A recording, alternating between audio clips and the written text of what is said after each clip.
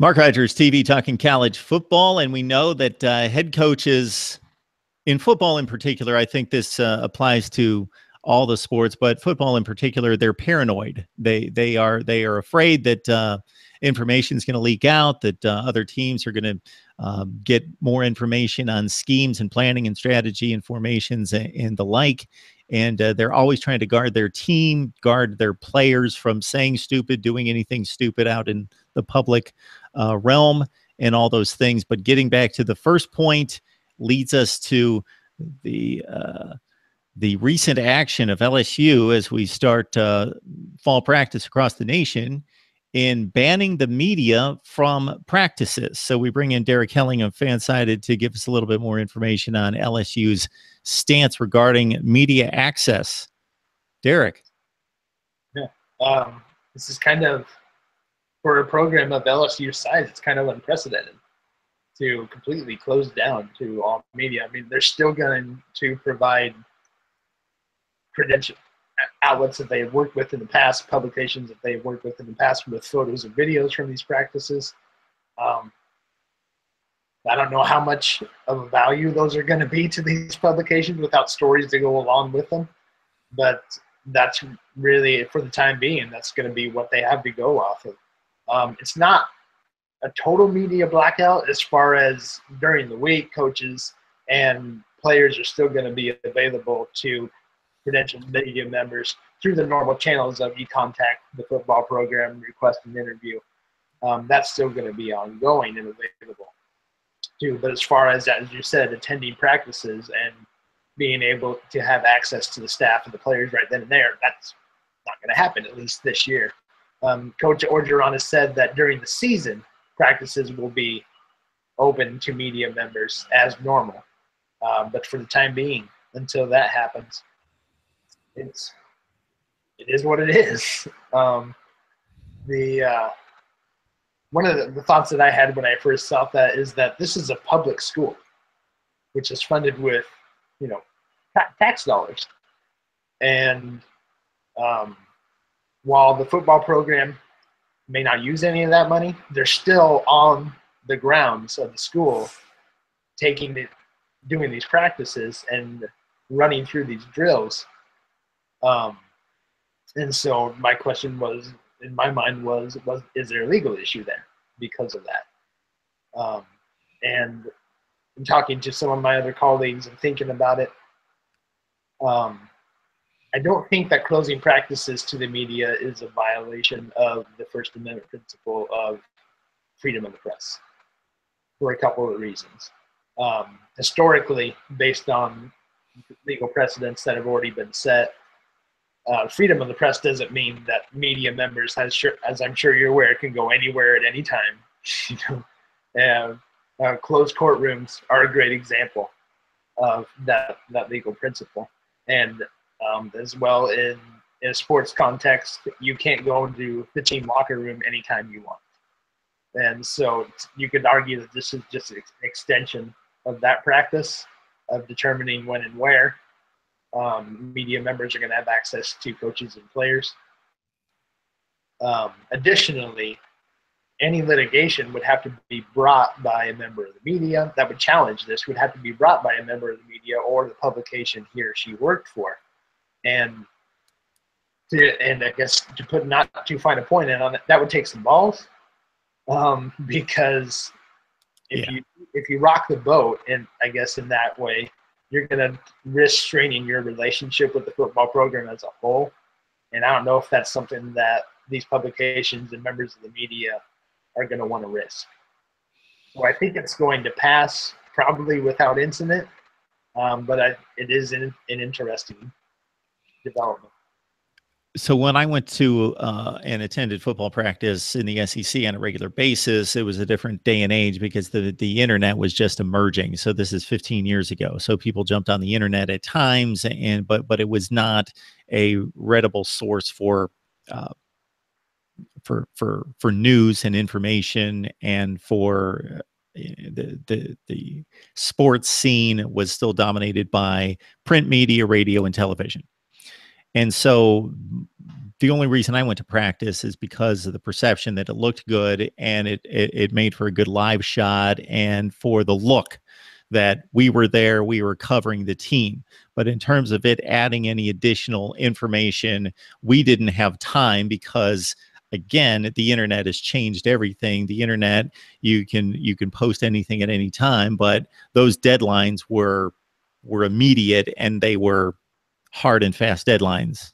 The 6:20 sports on the news and the 10:20 sports. So you got in there, you did your live shot, you got out, uh, and you did the interview with whatever players or coaches you could access, versus the print media that would mull around. And I think it was much more of an information source for them in getting their stories, and being able to relax and talk to people because they had a deadline that was the next morning.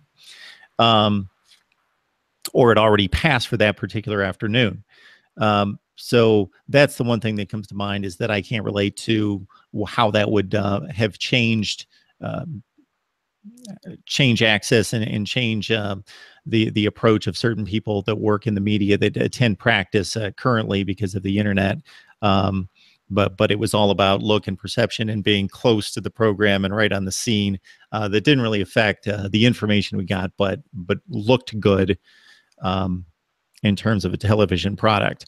The other thing is that we are not talking about doctors and lawyers and teachers and electricians and plumbers. So this is where I try to, for as much as I love college football, to put it in its proper place.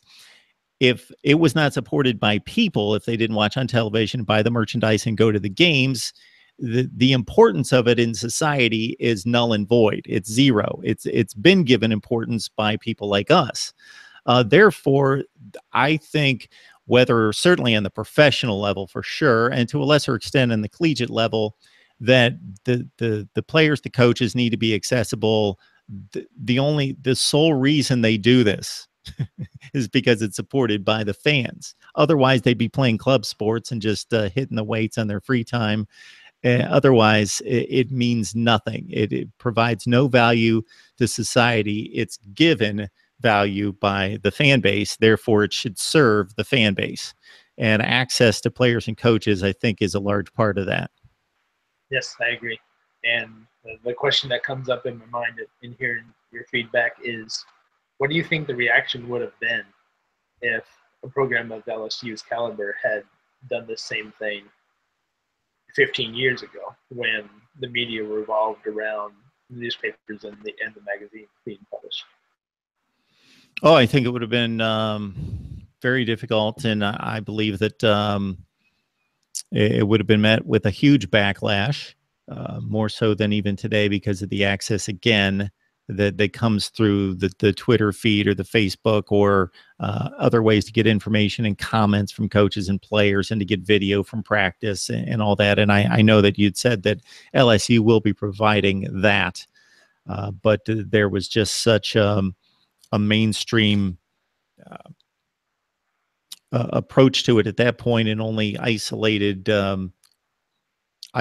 facilities and outlets where people could receive their information. So they're either going to turn on the 6 o'clock news, or get their paper, or listen to the talk radio to get their information. So again, coming at it from the television angle, it was imperative for us to show that we were right in step with the other outlets in being right there at practice, live and ready to go, and shooting the video ourselves. Because it's one thing, again, let's take it to this degree, to receive a canned video from the school that may be 8 minutes long and not provide you with the shots that you want, because you're planning on doing features on these players or this angle, and you're really not able to give the story the feel and the look that you had intended, because it's all given to you, versus being able to mull around the guys as they line up and stretch and do all those things, and get some really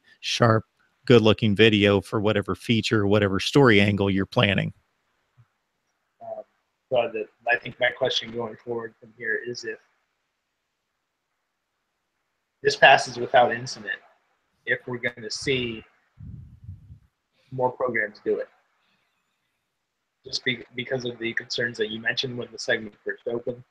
And I mean, if there's no real negative consequence, why wouldn't you? Yep, I would agree. The head football coach has more power than anyone else there at the institution in some ways, and certainly more power than anyone in the football program, especially if he's well established.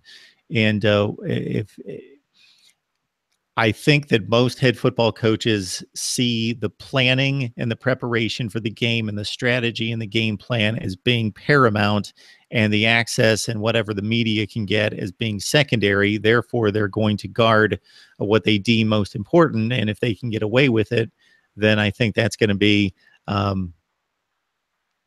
possibly the wave of the future, because they're going to deem their approach more important than fan and media access. It'll be interesting to watch as it continues to develop, if it does develop. Yeah. All right, Derek Helling from Fansided, providing us a look with a number of hot topics in college football that are off the field but affect the on-the-field product, and what the fans and media and how they intake the sport on a day-to-day basis. All right, Derek, we appreciate the time. Thank you.